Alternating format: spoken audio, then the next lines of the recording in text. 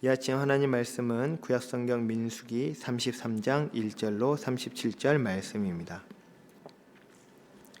민수기 33장 1절로 37절 말씀 한 절씩 교독하신 후에 마지막 절은 함께 읽겠습니다. 모세와 아론의 인도로 대어로 갇혀 애굽을 떠난 이스라엘 자손들의 노정은 이러하니라. 모세가 여호와의 명령대로 그 노정을 따라 그들이 행진한 것을 기록하였으니 그들이 행진한 대로의 노정은 이러하니라. 그들이 첫째 달 15째 날에 라암셋을 떠났으니 곧 6월절 다음 날이라. 이스라엘 자손이 애굽 모든 사람의 목전에서 큰 권능으로 나왔으니 애굽인은 여호와께서 그들 중에 치신 그 모든 장자를 장사하는 때라. 여호와께서 그들의 신들에게도 벌을 주셨더라. 이스라엘 자손이 라암셋을 떠나 숫곳에 진을 치고 숫곳을 떠나 광야 끝 에담에 진을 치고 에담을 떠나 바알스보난 비아히롯으로 돌아가서 믹돌 앞에 진을 치고 하이롯 앞을 떠나 광야를 바라보고 바다 가운데를 지나 에담 광야로 사흘 길을 가서 마라에 진을 치고 마라를 떠나 엘림에 이르니 엘림에는 샘물 12과 종려 70그루가 있으므로 거기에 진을 치고 엘림을 떠나 홍해가에 진을 치고 홍해가를 떠나 신광야에 진을 치고 신광야를 떠나 돕가에 진을 치고 돕가를 떠나 알루스에 진을 치고 알루스를 떠나 르비딤에 진을 쳤는데 거기는 백성이 마시는 물이 없더라.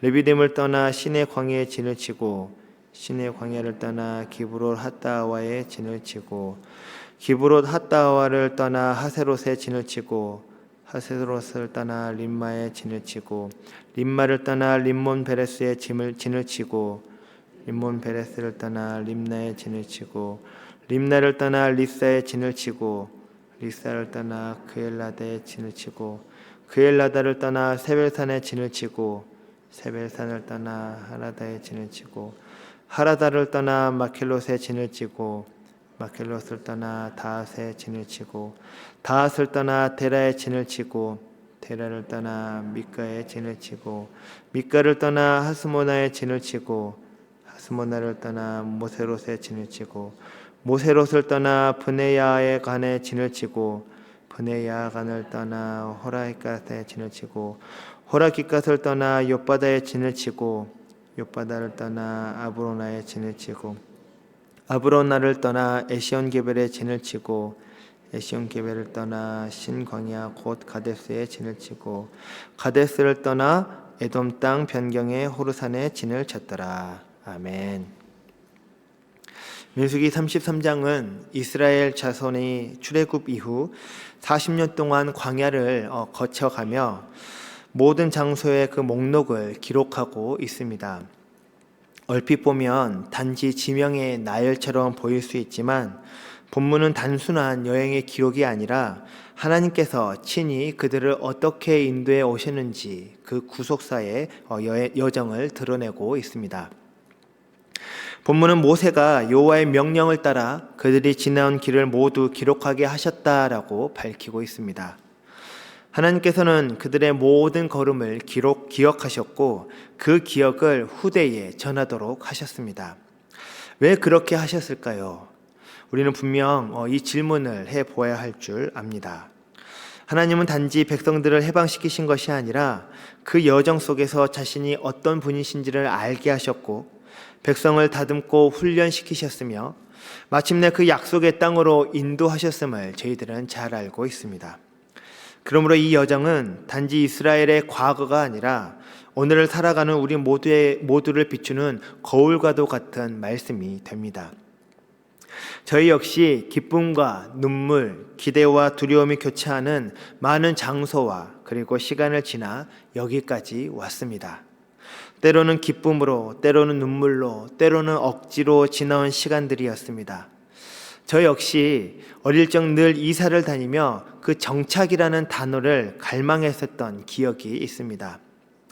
어느 날 처음으로 이제 우리 집이 생겼다라는 그 말씀을 하신 그 부모님의 말씀을 들었을 때에 제 자신이 얼마나 기뻤던지 그 자전거를 타고 1시간 정도를 달려서 제 친구 한 명을 데리고 가서 그곳을 이제 자랑했었던 기억이 아직도 기억에 선합니다. 하지만 그와 동시에 누구나 자신의 그 인생 속에서 기억하고 싶지 않은 장소와 시간이 있을 수 있습니다.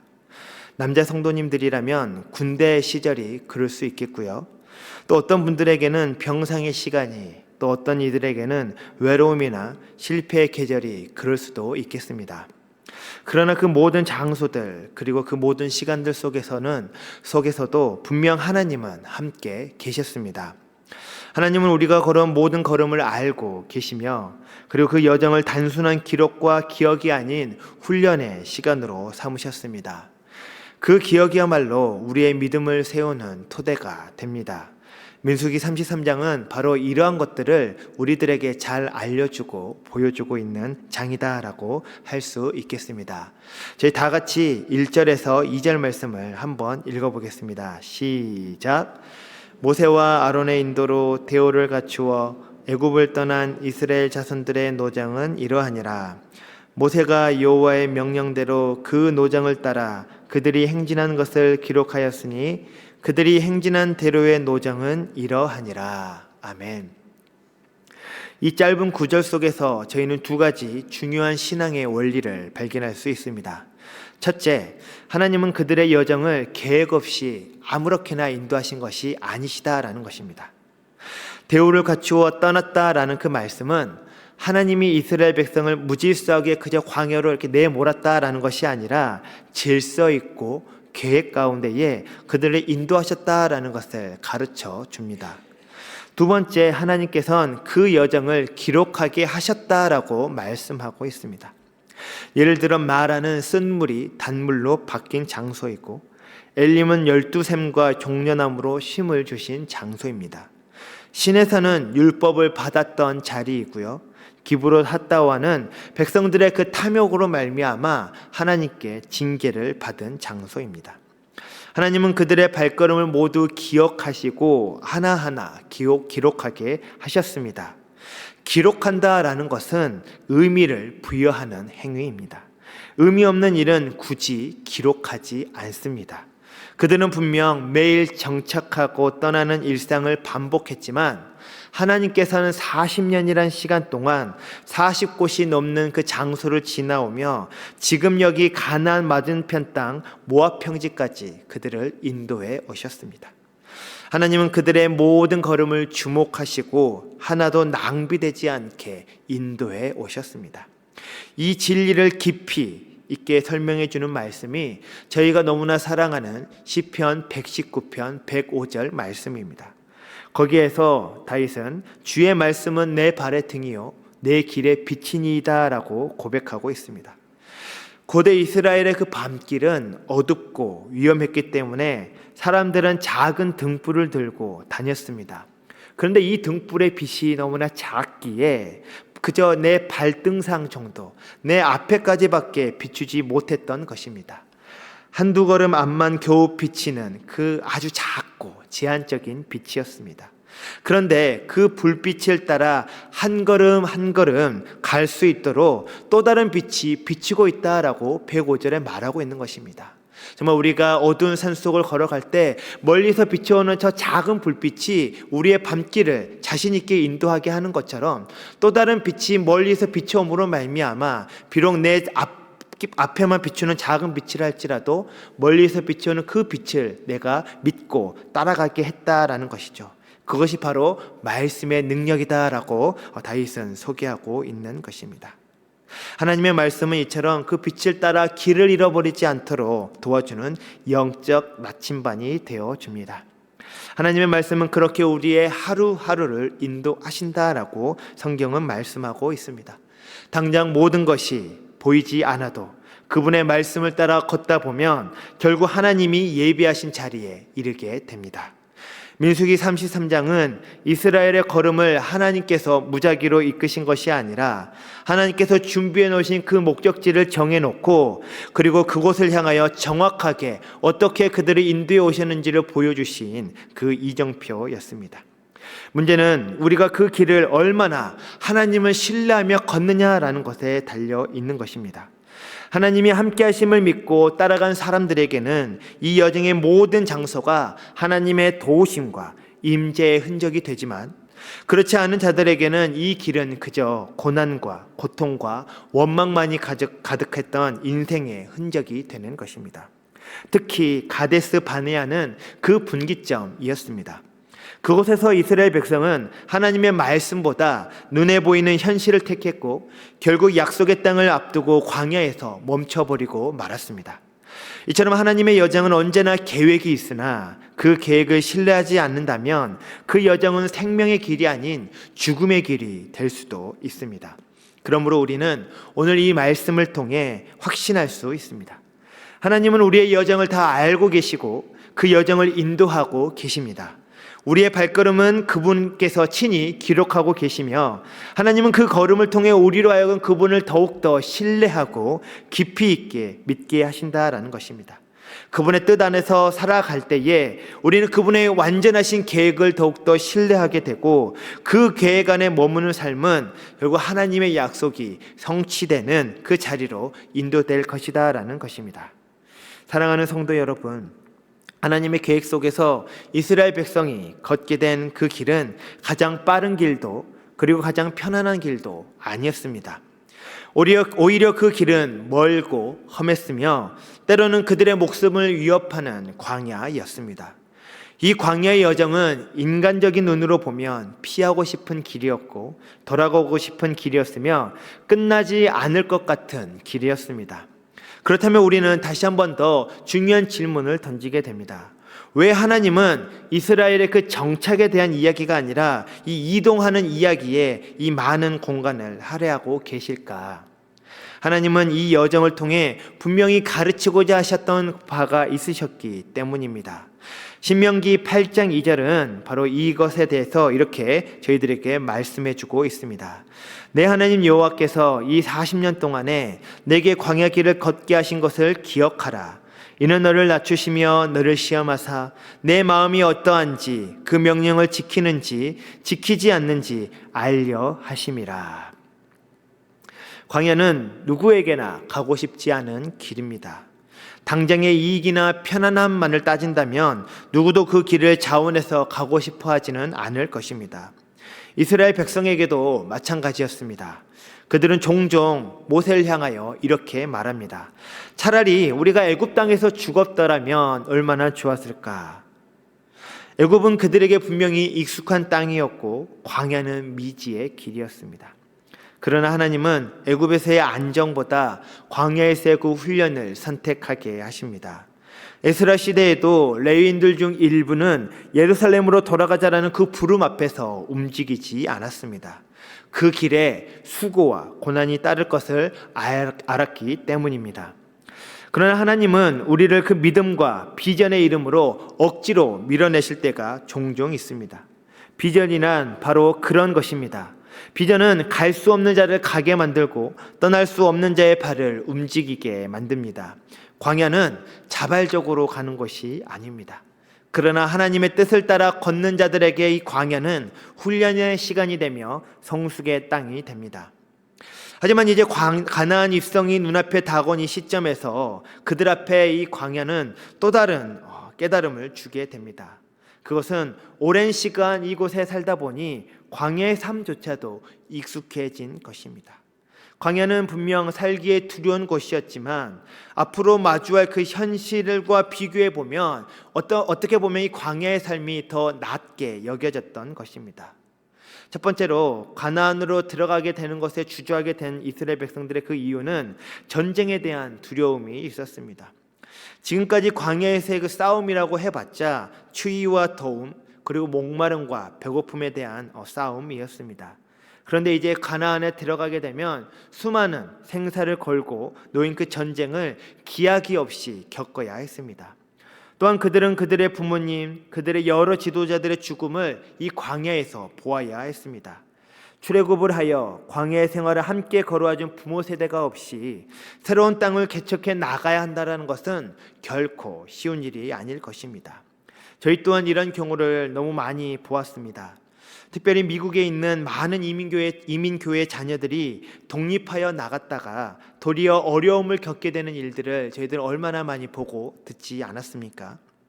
여호수아 5장 11절에서 12절 말씀을 보면 이스라엘이 가나안에 들어간 뒤에 만나가 그쳤다라고 말씀하고 있습니다. 이것은 단순한 사건이 아니라 이제 하나님께서 그들을 새로운 그 영적인 국면으로 이끄셨다라는 신호입니다. 광야에서 받았던 만나와 불기둥, 구름기둥은 더 이상 가나안에는 존재하지 않습니다.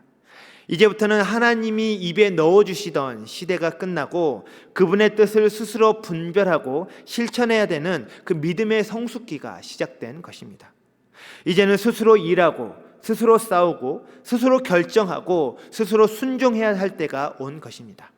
이렇게 새로운 현실을 맞이해야 되는 이들 앞에 하나님께서는 모세를 통하여 바로 지나온 여정에 대해서 기록하게 하신 것입니다.